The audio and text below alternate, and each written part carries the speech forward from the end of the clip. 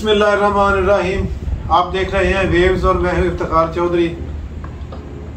दोस्तों ਤੁਹਾਨੂੰ पता है ना कि अजकल एक बड़ा शोर पिया साइफर का। साइफर हर बंदा साइफर के उत्ते बोल रहा और चल रहा कि साइफर की चीज़ है।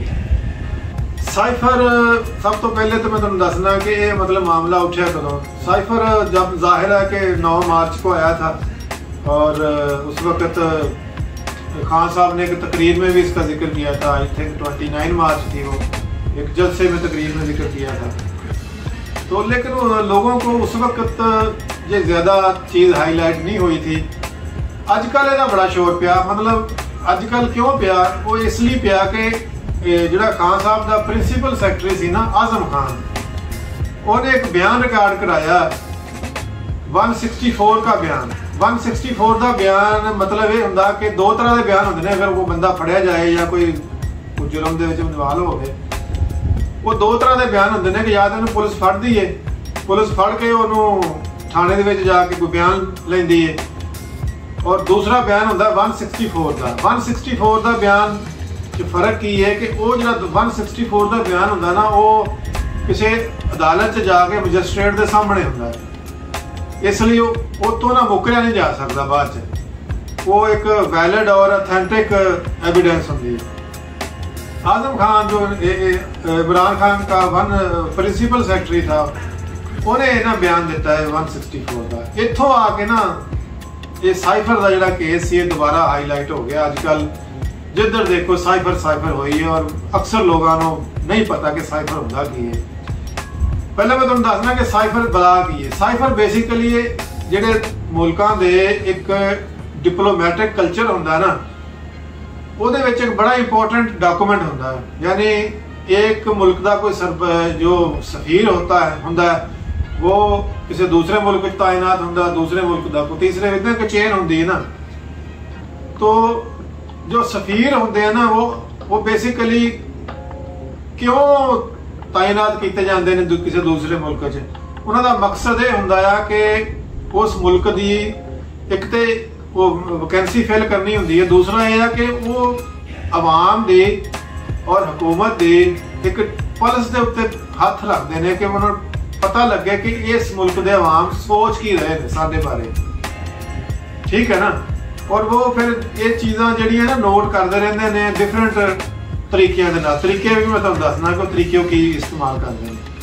वो नोट करते रहते हैं, तो फिर जो घर आके अपना वेले वूले हो गए तो वो ना एक पैगाम अपनी गौरमेंट को भेजते हैं। वो पैगाम जो होंदा ना, वो आम कोई लैटर या कोई मेल की शक्ल च नहीं होंदा, एक टैलेक्स होंदा, कोड वर्ड होंदे ने।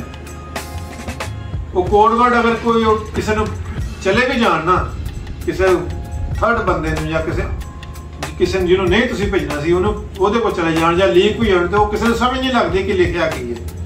वो की करते हैं कि पहले वो टैक्सट भेजते हैं जिन्होंने टैलेक्स कहते हैं, और उस तो बाद वो की भेजते हैं कि यानी यह लफ्ज़ का की मतलब है, यह लफ्ज़ का की मतलब है। इनू कहते जे साइफर। ठीक है? ये साइफर जिहड़ा ना हर मुल्क दे विच, दुनिया के हर मुल्क दे विच एक बहुत ही सीक्रेट डॉक्यूमेंट समझा जाता। इनू ना तो कोई डिस्कलोज कर सकता, और 2-4 लोगों को ही जाता है, हर जगह नहीं जाता। मुल्कों के विच जंगां भी हो जान ना, जितने मर्जी उन्होंने इख्तलाफात हो जान, जंगां भी हो जान, लेकिन साइफर किते भी अज तक दुनिया की हिस्ट्री ऐसा नहीं होया कि कोई लीक हो गया हो। ये मुल्कों ने ये उत्ते बड़ा कानून साजी की होंदी है, बड़ी सख्ती की होंदी है, क्योंकि इदा जाहिर है अज तुहाडा दुश्मन है, कल तुहाडा दोस्त होएगा। तो इदा तुसीं अगर एक दूजे दियां चीज़ां लीक करते रहो तो वो फिर एक कंट्री वास्ते, कंट्री के बैनीफिट वास्ते अच्छा नहीं होंदा। लिहाजा इत्थे बड़ी सख्त किस्म की कानून साजी हुई होंदी है। पाकिस्तान दे विच भी इदां ही है कि जिहड़ा साइफर होंदा ना, ये ऑफिशियल टॉप ऑफिशियल सीक्रेट एक डॉक्यूमेंट होंदा है। ये सिर्फ जिहड़े पाकिस्तान के एंबेसडर किसी दूसरे मुल्कों च होंदे ने, वो उत्थों जाके उत्थों दी खबरां जिहड़ियां ये साइफर की शक्ल दे विच इत्थे भेजदे ने, और वो सिर्फ सैकटरी खारजा नूं रिसीव हुंदा, किसी तीसरे बंदे नूं रिसीव भी नहीं हुंदा। सैकटरी खारजा नूं रिसीव हुंदा, सैकटरी खारजा उसदी एक कापी उन्होंने डी कोड करता, पहले डीकोड करके एक कापी जो पाकिस्तान की मैं बात कर रहा हूँ, पाकिस्तान दे विच एक कापी ISI दे जो हेड होता है उसको चली जाती है, दूसरी आर्मी चीफ को जाती है, तीसरी प्राइम मिनिस्टर को जाती है। 3 ही कापियाँ होती हैं, चौथी कापी को बनाने का मजाज ही नहीं है। तो ये अब हुआ क्या, इस तरह का साइफर एक आया और उस पर शोर डल गया, उस पर वो अमरीकी साजिश बन गई। वो कैसे बनी वो मैं आपको बताता हूँ। पाकिस्तान के एक सफीर है अमेरिका में, उनका नाम है असद मजीद। वो ऐसे ही एक दिन उन्होंने को डोनाल्ड लू, उनका वो सेनेटर था, अभी वो सफीर भी बन गया, उस वक्त सफीर नहीं था। तो उसको ऐसे ही, क्योंकि इन लोगों की जब ये सफीर बन के जाते हैं ना, तो ये सबसे पहले जो पॉलिटिशियन, सेनेटर, इस तरह के जो लोग होते हैं इनसे दोस्तियां करते हैं ताकि अंदर की खबरें इनको पता चल सके। तो जो असद मजीद साहब थे ज़ाहिर, उन्होंने भी जो मेन कोर अमरीकी थे उनके साथ दोस्तियां की। ऐसे उसने एक दिन कॉल की कि यार किधर हो? उसने बताया मैं फलां कॉफ़ी शॉप पे हूँ। तो उसने कहा यार अच्छा मैं तो नज़दीक हूँ, मैं भी आ रहा हूँ, तो गपशप करते हैं, आ जाओ। तो वहाँ जाके गपशप करने लगे। तो वहाँ करते कराते, अच्छा ये जो इंफॉर्मेशन लेते हैं ना, ये ऐसे ओपनली नहीं लेते कि अच्छा तुम ये मुझे बता दो यार, ये बता दो, ये ऐसा नहीं है। वो बातों बातों में निकलवाते हैं।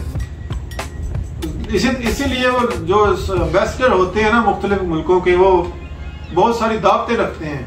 अक्सर आपने देखा होगा कि फलां मुल्क का एम्बेसडर आज फलां जगह गया हुआ है, वहाँ लोगों से मिल रहा है, वहाँ सियासतदानों से मिल रहा है, वहाँ इस तरह ब्यूरोक्रेट से मिल रहा है। तो मकसद उनका बेसिकली यही होता है कि अंदर की जो इन्फॉर्मेशन है इस मुल्क के लिए हमारे मतलब जो है वो निकालनी। तो वो डायरेक्ट नहीं निकाल सकता, इनडायरेक्ट नहीं निकालता। इस तरह वो कॉफी शॉप पे गप्पे शप्पे लगानी शुरू कर दी। तो वो उस वक्त एक आपको पता है कि इमरान खान ने और इस मुल्क में बहुत सारा शोर डला हुआ था कि जी वो जो अमेरिका का जो नया सदर था, वो क्या नाम है उसका, ट्रंप के बाद जो आया बाइडन, जो बाइडन है वो फोन नहीं करता। अब फोन नहीं करता तो उन्हें हमें गलत गलत किया यार, वो थोड़ी कोशिश कर दियो, तो उसने एक फोन शो नहीं करा दियो।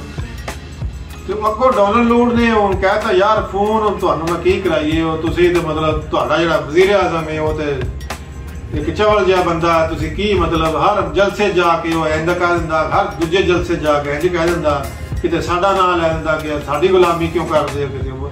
मतलब हालांकि पाकिस्तान किसी की गुलामी नहीं करते, असीं ना किसी की गुलामी चाहते हैं, लेकिन एवं हर जलसे च डायरैक्टली और इनडायरैक्टली साडा नाम लै जा रहा यार। इदा की मतलब शिकायत जी लाई और उन्हें भी इदा ही चीज बना के भेज दिता साइफर।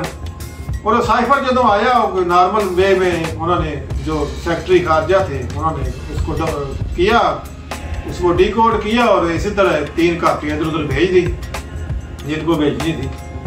अब ISI के जो चीफ थे उसने उन्हें भी पढ़िया, उन्हें देखा नॉर्मल चीज़ है, कोई ऐसी कुछ बात गल नहीं की कि मतलब बेसिकली ये होता है कि कोई ऐसी इन्फॉर्मेशन तुम्हें मिल जाए कि तुम अपने आप को करेक्ट कर लो कोई बुरा वक्त आने तो पहले या कोई इस तरह। तो ये मेरा ख्याल है कि 8 मार्च को ये साइफर आया और 9 मार्च को तहरीक अदम एतमाद पेश हो गई। ये कोइंसिडेंस है, कोई जरूरी नहीं है कि मतलब उन्होंने पुछ के उन्होंने अमरीकियों को किया सी। उस तो बाद खान साहब ने भी कोई नोटिस नहीं लिया, नोटिस तो उन्होंने उदों लिया जो गल ते आई। वो उस तो बाद एक आई थिंक 13 मार्च को एक कामरा एयरबेस के उत्ते तकरीब सी चाइनीज नाल जहाज पाकिस्तान ने 2 खरीदे सी जदीद किस्म के, उत्थे एक फंक्शन से छोटा जिहा, उसे बाजवा साहब भी गए, इमरान खान साहब भी गए, वजीर आजम जो थे उस वक्त के, और परवेज खट्टर भी था, वजीर खारजा शाह कुरैशी भी था, 2-4 और लोग होंगे। तो वो जब तकरीब ख़त्म हुई ना तो उसके बाद वो बाजवा साहब ने इनका हाथ पकड़ा कि यार खान साहब का जाए आपसे एक बात करनी है। तो वो थोड़ा सा उनको अंदर ले गए, तो अंदर जाके उन्होंने साथ वो असद उमर और शाह कुरैशी भी साथ चले गए। तो उन्होंने कहा यार देखें ये एक पेपर आया है जो साइफर पता ही है इन लोगों को, हमें नहीं पता, उन लोगों को तो पता ही होता था ना कि साइफर क्या बला होती है। उन्होंने कहा यार देखो ये अमरीकी आपके बारे में ये सोच रहे हैं कि आप थोड़ा सा जब बोलते हैं ना स्पेशली जलसों में ठीक है, आप इंटरनली जो हमारे सियासतदान हैं उनको रगड़ा मगड़ा लगाते हैं, लगाते रहे, ये सियासतदानों का आपस में काम होता है, ये लड़ते भिड़ते रहते हैं। लेकिन जो बाउंड्री के हमारे बॉर्डर के बाहर के लोग हैं ना, जो दूसरे मुल्क हैं, उनके बारे में थोड़ी एहतियात किया करें, इस तरह हमारे तल्लुकात खराब होते हैं। तो इन्होंने जो पेपर उनसे पकड़ा, ऑलरेडी इनके पास भी था, उन्होंने के पकड़ा और पकड़ के जेल में डाल दिया, जेल में डाल के आ गए। अब जब इनको यकीन हो गया ना कि ये जो तहरीक में इत्मीनान है ना, पहले तो ट्राई करते रहे कि नहीं मैं कामयाब होने दूंगा, बबले बुबले मारते रहे, पड़े मारते रहे, नारे लगाते रहे, मैं एक ही बॉल में ऐसे कर दूंगा, मैं एक ही बॉल में ऐसे कर दूंगा। तो जब इनको पूरा यकीन हो गया ना कि अब मेरी बचत नहीं है, तो इन्होंने फिर ये प्लान बनाया इसका कि जी ये चूंकि साइफर है तो इसी को हम, वो आपने देखा होगा कि एक ऑडियो भी लीक हुई थी जिसमें ये कहते थे कि मैं वो आजम को जो ना, वो जो प्रिंसिपल सेक्रेटरी थे उनके, आजम खान, उनको कह रहे हैं कि यार ये देखो हमें एक बड़ी अच्छी चीज मिली है, तो हमने इनके साथ खेलना है, किसी मुल्क का नाम नहीं लेना। हालांकि खुद ही अगले दिन मुल्क का नाम ले भी दिया वो तकरीर में, और फिर मुकर गया। अच्छा, मेरा मतलब ये नहीं था, लेकिन मतलब वो ये होता है ना कि कुछ कह भी गए, वो क्या एक मुहावरा होता है ना, कुछ भी ना कहा और कह भी गए। तो इस तरह यानी बता भी दिया कि अमेरिका ने साजिश की, और बाद में कहा नहीं मेरा मतलब ये नहीं था, अमेरिका नहीं, कोई और मुल्क था।